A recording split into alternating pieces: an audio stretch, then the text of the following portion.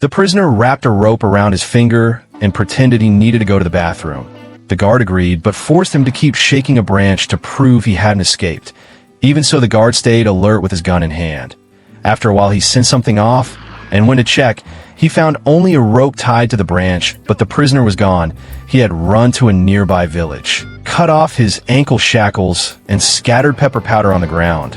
When the guards arrived with dogs, the dogs kept sneezing and lost the scent. The other prisoners thought he had made it. But soon he was caught again and locked inside a wooden box for an entire month. Even that didn't break his will to escape. During a holiday celebration while everyone was singing, he began sawing through the floor.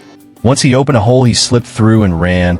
To confuse the dogs, he kept jumping over a fence again and again. He crossed ditches and ran toward a pigsty. Driven by his hunger for freedom, people thought he had finally escaped. But a few days later, he was caught again. This time the guards grew harsher. If he slowed down even a little, he was beaten. During break time, he was ordered to dig a hole for hours. When he finally finished, another guard told him to fill it back up.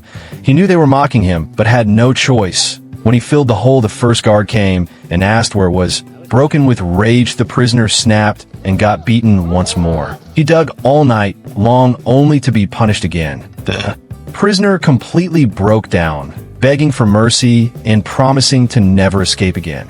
The warden, satisfied, finally released him.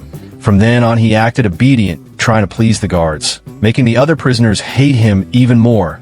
When a guard shot a turtle, the prisoner flattered him and went to retrieve it. The guards, believing he'd surrendered, relaxed their watch. As he placed the turtle in the car, he suddenly started the engine and sped away. The guards were stunned and could only watch.